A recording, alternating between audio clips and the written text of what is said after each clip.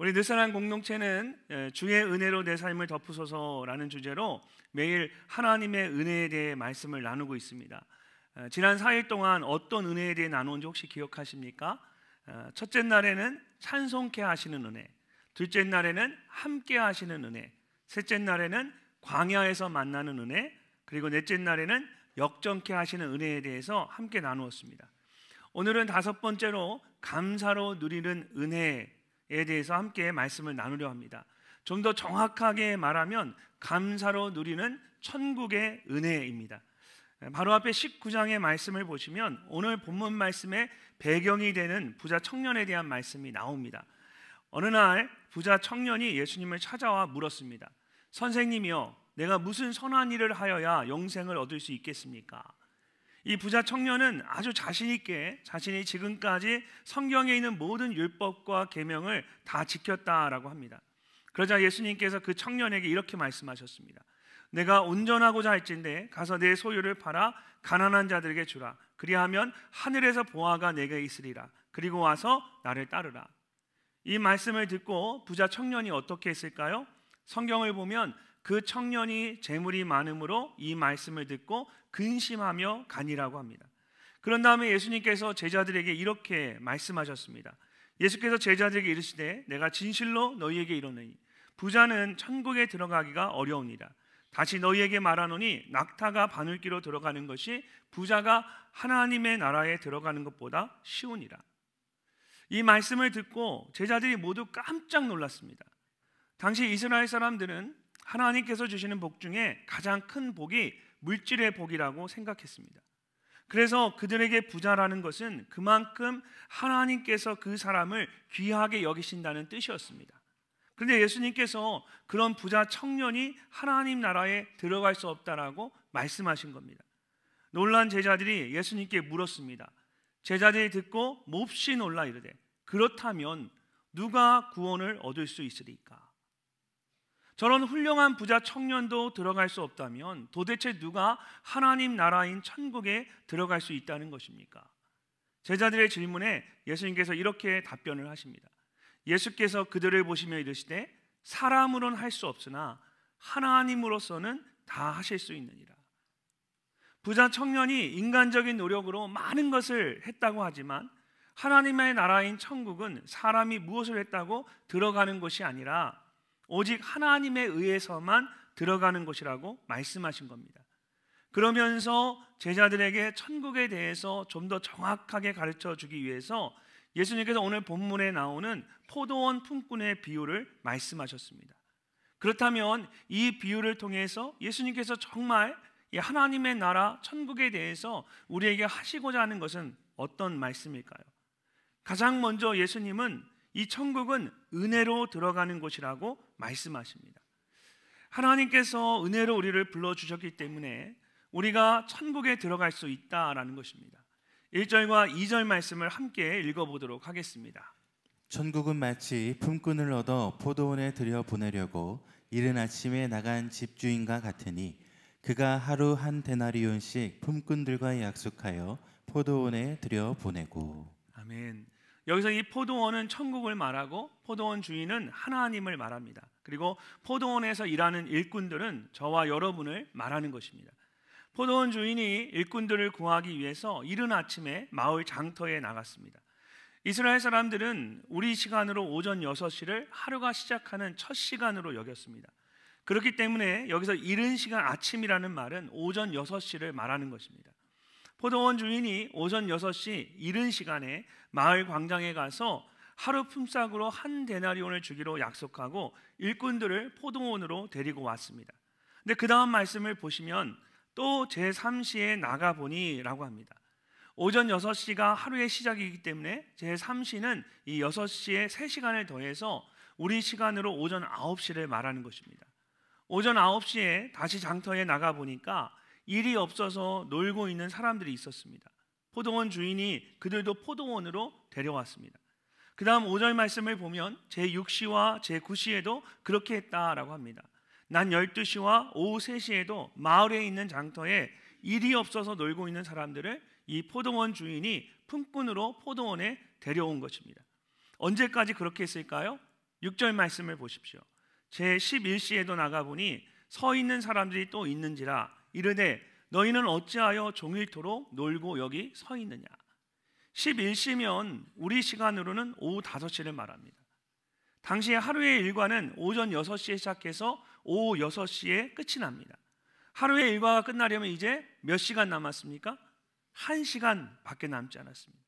근데 그때까지 아무 일도 하지 않고 서 있는 사람들이 있었던 겁니다. 저도 이 대학생 때 용돈을 벌기 위해서 이 일용직을 해본 적이 있어서 이 상황을 잘 압니다. 아닌 것 같다는 눈빛으로 저를 이 아침에 바라보시는데요. 목사가 거짓말은 하지 않겠죠. 그래서 부실해 보이지만 그 일들을 밖에 나와서 그때는 노가다라고 하죠. 노가다를 이렇게 했던 적이 있었습니다. 그 새벽에 용역회사에 나가면 공사장에서 책임자들이 이제 일꾼들을 구하러 봉고차를 타고 쫙 옵니다. 오전부터 일을 시작하기 때문에 보통 7시 이전에 와서 다 데려갑니다. 근데 7시가 넘었는데도 아무도 데려가지 않으면 그날은 공친 거죠. 일이 없는 거예요. 일용직을 하는 분들에게는 중요한 몇 가지가 있더라고요. 일단 이 새참이나 일하는 시간이 정확해야 합니다. 아무리 일이 많아도 새참을 먹을 시간과 점심을 먹을 시간에는 일을 하지 않습니다. 그리고 오후 5시가 되면 그때부터 연장을 모두 내려놓기 시작합니다. 일할 시간이 이제 다 끝나가니까 이제 정리하시는 거죠. 아무리 일이 많아도 또 내일 하면 되니까 굳이 오늘 다 할 생각을 하지 않습니다. 그렇기 때문에 일을 시키는 사람 입장에서는 아침 일찍 일꾼들을 데려와서 하루 종일 일을 시켜야만 남는 장사가 되는 겁니다. 시간이 지나서 데려오면 그만큼 손해를 봐야 합니다. 더욱이 일과 시간이 끝나려면 1시간밖에 남지 않은 상황에서 새로운 일꾼들을 데려온다는 것은 주인 입장에서는 정말 말이 안 되는 행동입니다. 그럼에도 불구하고 오늘 말씀을 보면 계속해서 우리에게 보여주는 것이 있습니다. 바로 포도원 주인이 한 번이 아니라 여러 번 일꾼을 데리러 장터에 찾아왔고 계속해서 일꾼들을 포도원에 데리고 왔다라는 것입니다. 낮 12시와 오후 3시면 하루 중에 가장 더울 때입니다. 아무도 움직이지 않고 낮잠을 자거나 쉬는 시간입니다. 그런데 그 시간에도 이 포도원 주인은 직접 장터에 나가서 일꾼들을 데려왔습니다. 일을 해야 하는 사람의 입장에서는 오후 5시에 불러주는 것은 상상할 수 없는 감사한 일이지만 사실 이 포도원 주인의 입장에서 생각하면 이건 엄청난 손해입니다. 포도원까지 가고 일을 시키는 시간까지 생각하면 아무것도 시키지 못하고 하루가 그냥 끝날 수가 있습니다. 그럼에도 불구하고 포도원 주인은 오후 5시까지 마을 장터에 남아있던 사람들을 모두 자신의 포도원으로 데리고 왔습니다. 그렇다면 이 포도원 주인의 모습을 통해서 예수님께서 제자들에게 가르쳐주고자 하셨던 것은 무엇일까요? 그것은 아무 조건 없이 주어지는 놀라운 은혜입니다. 포도원 주인은 자신의 종을 보내서 일꾼들을 데려오게 할 수도 있었습니다. 그러나 자신이 직접 일꾼들을 데리고 갔습니다. 그것도 한 번만 부르는 간 것이 아니라 아침부터 늦은 오후까지 계속해서 일꾼들을 부르러 갔습니다. 그러면 포도원 주인에게 정말 이렇게 많은 일꾼들이 필요했을까요? 아무리 일꾼들이 필요했다 해도 오후 5시까지 가서 데려올 만큼 일꾼들이 필요하지는 않았을 것입니다. 그럼에도 불구하고 계속해서 일꾼들을 부르는 것은 결국 자신 때문이 아니라 일꾼들 때문이었습니다. 6절 말씀을 보시면 오후 5시가 되도록 장터에 있는 사람들을 보고 포도원 주인이 물었습니다. 너희는 어찌하여 종일토록 놀고 여기 서 있느냐? 우리가 가진 성경에는 이렇게 번역이 되어 있습니다. 그래서 마치 빈둥거리며 놀고 있는 게으른 사람들을 책망하듯 말하는 것 같이 느껴집니다. 그러나 헬라어 원어를 그대로 번역을 하면 놀고 있다라고 하는 것보다는 일이 없다라고 하는 것이 훨씬 더 정확한 번역입니다. 그래서 현대인의 성경을 보면 이 말씀이 여전히 일거리가 없어 섰는 사람들이 있었다라고 번역이 되어 있습니다. 그러니까 그들은 그냥 놀고 있었던 것이 아니었습니다. 아무도 일을 주지 않아서 하루 종일 그곳에서 서 있었던 겁니다. 그럼 여러분 왜 아무도 그들에게 일거리를 주지 않았을까요? 육체적으로 허약하거나 뭔가 남들보다 부족함이 있었기 때문입니다.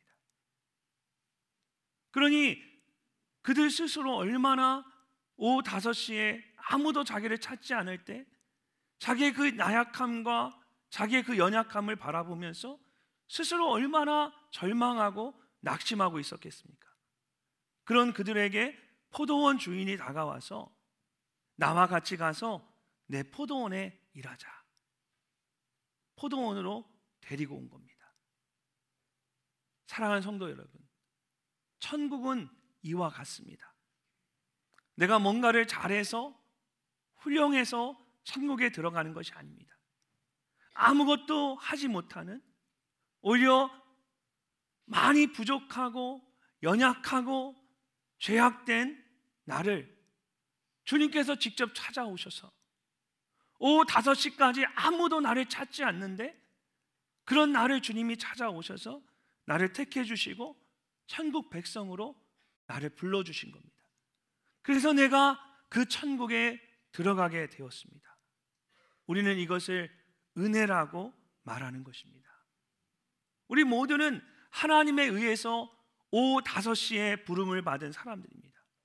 하나님께서 불러주지 않으셨다면 우리는 아직도 장터에서 아무것도 하지 못하고 서 있는 사람들 같은 안타까운 인생이었을 것입니다.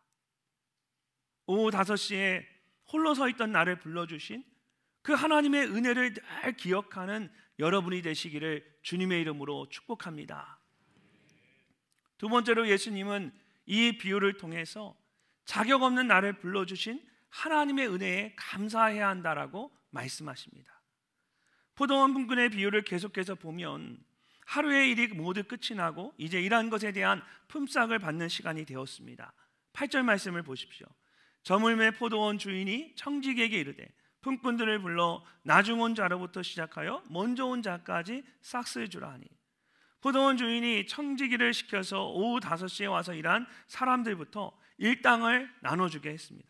근데 먼저 온 사람들이 보니까 가장 나중에 온 사람들에게 한 데나리온씩을 주는 겁니다. 그것을 보면서 먼저 온 사람들이 어떤 생각을 했을까요? 이야, 1시간을 일했는데 하루 품삯인 한 데나리온을 주네? 그러면 나는 3시간을 일했으니까, 나는 6시간을 일했으니까, 이야, 나는 9시간, 12시간을 일했으니까, 뭐 이런 시간 생각이 막 들기 시작하는 겁니다. 그러니까 새벽 6시부터 와서 일한 사람들은 여러분 얼마나 막 흥분했겠습니까? 야, 그럼 우리는 12시간을 일했으니까 오늘 하루로 12데나리온을 받겠네? 생각만 해도 막 너무 좋은 거예요. 그런데 어떻게 됐습니까? 모두가 똑같이 한 데나리온씩을 받습니다. 먼저 와서 일했기 때문에 더 받을 것이라고 생각했는데 마지막에 와서 1시간을 일한 사람들과 똑같이 받은 겁니다. 그러자 먼저 온 사람들이 주인에게 원망하며 따지기 시작합니다. 12절 말씀을 함께 읽어보도록 하겠습니다. 나중 온 이 사람들은 1시간밖에 일하지 아니하였거늘 그들을 종일 수고하며 더위를 견딘 우리와 같게 하였나이다. 아멘. 먼저 온 사람들이 왜 이렇게 화가 났을까요? 자신들은 이른 아침부터 와서 하루 종일 일했는데 어떻게 나중에 와서 1시간만 일한 사람들과 똑같은 취급을 할 수 있느냐는 겁니다. 한마디로 난 이만큼 했다라는 뜻입니다. 사랑하는 여러분, 천국은 내가 무엇을 해서가 아니라 오직 하나님의 은혜로만 들어가는 곳입니다. 그렇기 때문에 항상 그 은혜에 감사할 수 있어야 합니다. 그런데 하나님의 은혜가 아니라 나 자신에게서 하나님이 불러주신 이유를 찾으려고 하면 감사가 사라지게 됩니다. 내가 생각하고 기대한 만큼 하나님께서 복을 주시지 않으니까 바로 불평과 원망이 터져 나오는 겁니다. 아침부터 일찍 와서 하루 종일 일한 품꾼들의 마음이 그랬습니다. 처음에는 한 데나리온을 받고 일할 수 있는 것에 감사했습니다. 그런데 나중에 온 사람들과 똑같이 한 데나리온을 받게 되자 입에서 불평과 원망이 터져 나왔습니다. 나는 이만큼 더 일했는데, 나는 이만큼 더 수고했는데, 내가 너무 억울하다, 내가 너무 분통스럽다라는 겁니다. 우리에게도 똑같은 마음이 있을 수 있습니다. 일터에서 돌아와서 보니까 집이 너무 지저분합니다. 저녁도 준비가 되어 있지 않습니다. 그러면 짜증이 나기 시작합니다. 아내와 아이들에게 나는 가정을 위해서 하루 종일 밖에서 일했는데 이게 뭐냐? 당신 집에서 도대체 뭘 했어? 너희들 뭘 했니? 불평하고 원망합니다. 간이 배 밖으로 나온 사람이죠. 가정 안에서만 그렇습니까, 여러분? 시댁과 친정에서, 직장에서, 심지어 교회 안에서도 우리는 늘 나는 이만큼 했는데, 내가 이만큼 충성했는데, 내가 이만큼 수고했는데, 우리 그런 생각을 가지고 하나님이 내게 주신 그 은혜는 잊어버리고 다른 사람들을 원망하거나 비난할 때가 많습니다. 하지만 함께 사는 가족이 있고 일할 수 있는 직장이 있고 함께 예배하고 섬길 수 있는 공동체가 있다는 것이 얼마나 감사한 일입니까? 이렇게 우리에게 주신 것에 감사하지 못하면 결국 불평하고 원망하게 되어 있습니다. 그러면 아무리 좋은 천국과 같은 곳이라도 그 순간 그곳이 지옥이 될 수밖에 없습니다. 그래서 우리는 늘 주신 것에 대해 감사할 수 있어야 합니다.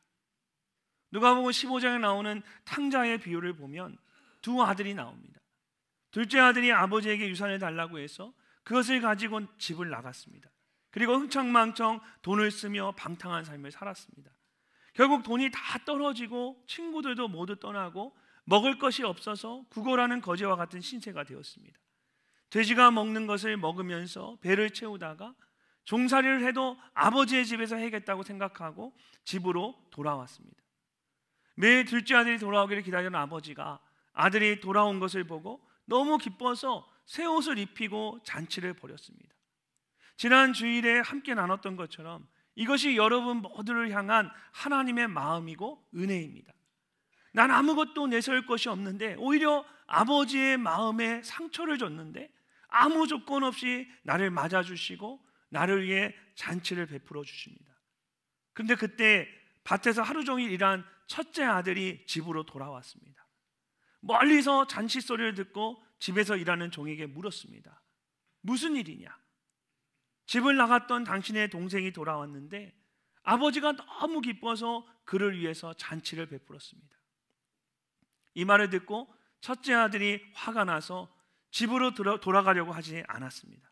대신 자신을 부르는 아버지에게 원망과 불평을 쏟아놓습니다. 내가 여러 해 아버지를 섬겨 명을 어김이었거늘 내게는 염소 새끼라도 주어 나와 내 곁으로 즐기게 하시니 없더니 아버지의 살림을 창녀들과 함께 삼켜버린 이 아들이 돌아오매 이를 위하여 살찐 송아지를 잡으셨나이다. 여러분, 첫째 아들이 왜 이렇게까지 화가 났을까요? 난 이만큼 했다라는 겁니다. 난 지금까지 한 번도 아버지의 명을 어긴 적이 없다라는 겁니다. 내가 지금까지 한 것을 생각하니까 너무 화가 나고 억울한 겁니다. 아버지는 그런 큰아들에게 설명을 합니다. 아버지가 이르되 예, 너는 항상 나와 함께 있지 않니? 내 것이 다 내 것이잖아. 이 동생은 죽었다가 살아났고 내가 잃었다가 얻었기로 우리가 즐거워하고 기뻐하는 것이 마땅하지 않겠니? 그날들은 늘 아버지와 함께 있었습니다. 그래서 아버지의 것이 전부 다 그의 것이었어요. 둘째 아들은 다 나가서 탕진하여 쓰였지만 지금 아버지의 집에 남아있는 그 모든 것들은 온전히 큰아들의 것입니다. 이만큼 감사한 일이 어디 있습니까? 뭐가 부족하고 뭐가 분노하고 원통합니까? 그런데 내가 한 것만 생각하니까 불평과 원망만 있고 감사할 것이 하나도 없는 겁니다.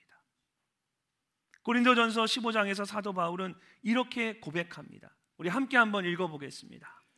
그러나 내가 나된 것은 하나님의 은혜로 된 것이니 내게 주신 그의 은혜가 헛되지 아니하여 내가 모든 사도보다 더 많이 수고하였으나 내가 한 것이 아니요 오직 나와 함께 하신 하나님의 은혜로라. 아멘.